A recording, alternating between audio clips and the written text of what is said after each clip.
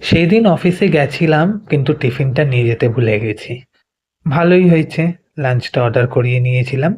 আনিয়েছিলাম veg fried rice, সাথে এই chilli পনিরটা। হাফ প্লেট ফ্রাইড রাইস অনেক পরিমাণেই দিয়েছিল। অর্ধেক খাওয়া হয়ে গেছিল কারণ প্রচুর খিদে পেয়ে গেছিল। তারপর মনে পড়ল যে একটু ভিডিওটা করে নিই। সাথে এই চিলি পনিরটা, উফ, অসাধারণ! এই শীতের আমেজে এরকম গরম গরম খাবার পেলে মনটা একদম আনন্দে ভরে যায়। সেদিন অফিসে এসে মানে বেশি ভাল লাগছিল।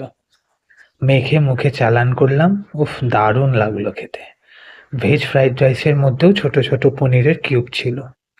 পনিরটা এতটাই টাটকা যে আমি ভেঙে আপনাদেরকে দেখালাম। খুবই সুন্দর খেতে। চিলি পনিরটায় হালকা হালকা সসের মিষ্টি ভাবটাও ছিল। টোটালি ভালোই লেগেছে। দাঁড়ান দাঁড়ান, এখনো শেষ হয়নি। হ্যাঁ, মিষ্টি ছাড়া সবকিছু অসম্পূর্ণ আমার ক্ষেত্রে। মিষ্টির পোকা আমি। তাই জন্যে দুটো মালাই চপও আনিয়েছিলাম। একটাতে মন ভরে নাকি? ভালোই লাগলো খেতে, নরেন গুড়ের স্বাদের এই মিষ্টিটা। ওভারঅল লাঞ্চটা দারুণ ছিল।